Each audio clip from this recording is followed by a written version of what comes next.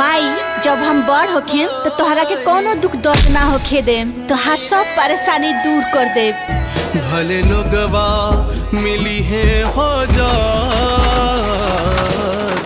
दुनिया में केहू माई ना होई। माई रे जेकरा लगे पैसा बाटे ओकर सोच भाई सरकार पास कर। हमारे खातिर भी शौचालय पास करा था। जया हो पैसा तो ये तहर शौचालय बन जाए। अब अरे छोड़ दे बिटिया, तू इतना काम कर करके थक चालू ना, अब माई ता कुछ काम ना करेली।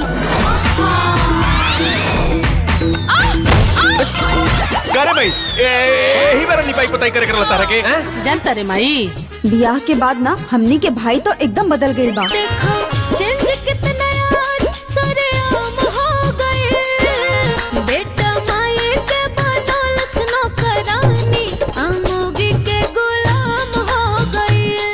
साला के पलट गइल काया, धोवाता मेहरारू के साया। प्रणाम।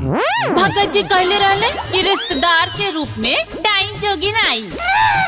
चिया चिया खप खप मार दरिया खाइबो करी नहीं नहीं पकड़। अपन दीदी और अपन जीजा जी के उनके ससुराल भेज दी, अब तो दूसरा संगे भाग जाए। भाग जाए? अरे नहीं दादा। और हवन भाई के खाता है अपन माई के खाता नहीं। जया बेटा को तो लात मार के निकाल दिया ना, वो आदमी ने हमनी के कीमत समझ में आई। अब एकरो कौनो जरूरत नहीं की। ए दुल्हन 1000 रुपया के दवा लेके आइल बानी, उनकर पैसा दे दिया। अगर यह सब करे के बा ना तो अम्मा जी से कह दी कि अपन इंतजाम अलग कर ले। छोड़ दो, अरे तूने छोड़ दे, अरे कहानी एमे हमार कोनो गलती नहीं। अरे एमे गलती हमार बा कि हम तारा कोख से पैदा लेनी। हमर मेहरारू तारा के पसंद नहीं ना तो अलगा हो जो हमनी से ना भाई। अरे मन्नी हमनी बंटवारा होला लेकिन 2-4 भाई में होला। जरा सोचा इनकरा मरला के बाद इनकरा सारा संपत्ति के मालिक क्या हुई? अरे वैसन संपत्ति में हम प्रधान चाचा ना 5 हली आग लगा बतनी। देखी जा हम आप लोगों से विनती करतनी कि हमरा के घर में साफ साफ बंटवारा करा दी, बात खत्म। माई के खूनवा के आंसुआ रुला दिहले, माई के ममता के क्षमता भुला दिहले। अपना गांव में दवाई के सरकारी कारखाना बैठे जाता, जेकर भी जमीन फैक्ट्री में आई 10 गुना ज्यादा पैसा मिली। अब देवी जी रवा लखपति हो गई। काल से करे के माई के सेवा के मिली हम तो कहले रहली ना कि जमीन अपना नाम लिखवा ला। तू तो हमरा कोनो बातें नहीं के मानत पड़ा।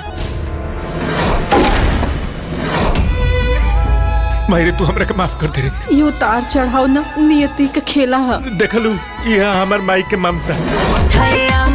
जल्दी नहाला, बनल बता जा खाना तू खाला, तनी दूध पिला लैली गरमाई।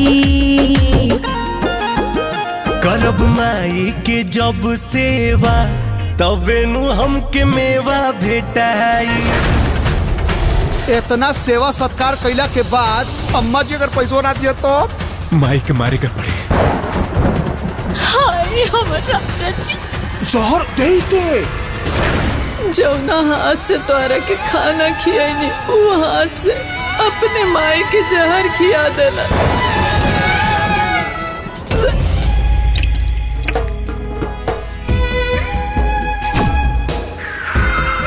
भगवान से प्रार्थना करब और तू भी ऐसे अपन बुढ़ापा में दाना पानी के तरस, तब तोहरा के समझ में आई। माई